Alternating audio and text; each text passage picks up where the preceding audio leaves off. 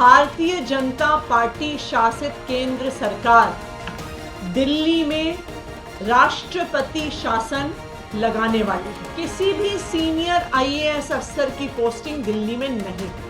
नमस्कार। देश में लोकसभा चुनाव को अब बस एक हफ्ता रह गया है। ऐसे में देश की विपक्षी पार्टी आम आदमी पार्टी मुश्किलों के दौर से गुजर रही है। ऐसा इसलिए क्योंकि उनके बड़े बड़े नेता जैसे आम आदमी पार्टी प्रमुख और दिल्ली के मुख्यमंत्री अरविंद केजरीवाल और पूर्व उप मुख्यमंत्री मनीष सिसोदिया शराब घोटाले के आरोपों में जेल में बंद हैं। इसके अलावा कोर्ट ने हाल ही में आम आदमी पार्टी सांसद संजय सिंह को जमानत दे दी है। अरविंद केजरीवाल का जेल जाना भारत के इतिहास में पहली ऐसी घटना है जहां किसी सिटिंग चीफ मिनिस्टर को जेल में डाला गया हो। ऐसे में बीजेपी की मांग है कि अरविंद केजरीवाल दिल्ली के सीएम पद से इस्तीफा दे दे। वहीं आम आदमी पार्टी का कहना था कि अरविंद केजरीवाल जेल से ही दिल्ली की सरकार चलाएंगे। इन्हीं सब आरोपों और प्रत्यारोपों के बीच आम आदमी पार्टी की नेता अतिशी ने केंद्र सरकार पर आरोप लगाया है कि केंद्र सरकार दिल्ली में राष्ट्रपति शासन लगाने वाली है। उन्होंने कहा है कि दिल्ली में राष्ट्रपति शासन लगाना गैर कानूनी है और सरकार दिल्ली में राष्ट्रपति शासन लगाने की तैयारी में है। आप नेता आतिशी ने इसके पीछे कई कारण बताए हैं। आतिशी ने कहा है कि मैं दिल्ली और देश के लोगों को बताना चाहूंगी कि दिल्ली की चुनी हुई सरकार और अरविंद केजरीवाल की सरकार के खिलाफ एक बहुत बड़ा राजनीतिक षड्यंत्र प्लान किया जा रहा है। हमें विश्वसनीय सूत्रों से पता चला है कि आने वाले कुछ दिनों में केंद्र की बीजेपी सरकार दिल्ली में राष्ट्रपति शासन लगाने का प्लान बना रही है। उन्होंने कहा कि दिल्ली में कई महीनों से किसी आईएएस की पोस्टिंग नहीं हुई है। दिल्ली में अधिकारी आदर्श आचार संहिता का बहाना बनाकर बैठकों में शामिल नहीं हो रहे हैं और दिल्ली के एलजी कई बार दिल्ली की सरकार को लेकर गृह मंत्रालय को पिछले एक हफ्ते से बिना किसी कारण पत्र लिख रहे हैं। दिल्ली की चुनी हुई सरकार, आम आदमी पार्टी की सरकार, अरविंद केजरीवाल की सरकार के खिलाफ एक बहुत बड़ा राजनीतिक षड्यंत्र प्लान किया जा रहा है। हमें विश्वसनीय सूत्रों से पता चला है कि आने वाले कुछ दिनों में केंद्र सरकार, भारतीय जनता पार्टी शासित केंद्र सरकार दिल्ली में राष्ट्रपति शासन लगाने वाली है। इसके कई संकेत पिछले कुछ दिनों से दिख रहे हैं।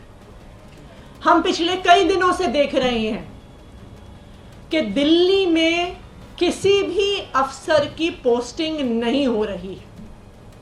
जो आईएएस अफसर हैं उनकी पोस्टिंग एमएचए द्वारा कंट्रोल्ड होती है, लेकिन पिछले कई महीनों से किसी भी सीनियर आईएएस अफसर की पोस्टिंग दिल्ली में नहीं हुई। दूसरी बात, दिल्ली के अंदर कई विभाग खाली हैं, वहां पर अफसर पोस्टेड नहीं है, लेकिन फिर भी दिल्ली के अंदर किसी भी अफसर को नहीं लगाया जा रहा।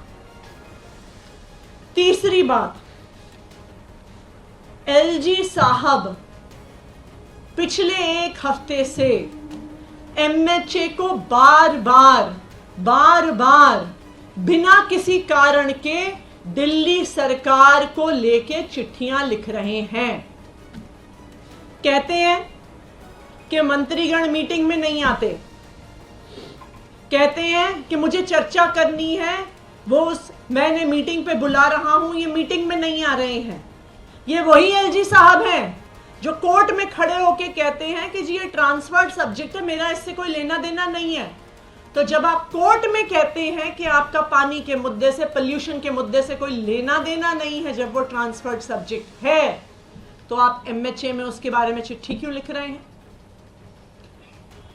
चौथा, दिल्ली सरकार के अफसरों ने मॉडल कोड ऑफ कंडक्ट का बहाना बनाकर किसी भी मीटिंग में आना बंद कर दिया है, चाहे वो कितने ही इंपॉर्टेंट मुद्दे पर हो।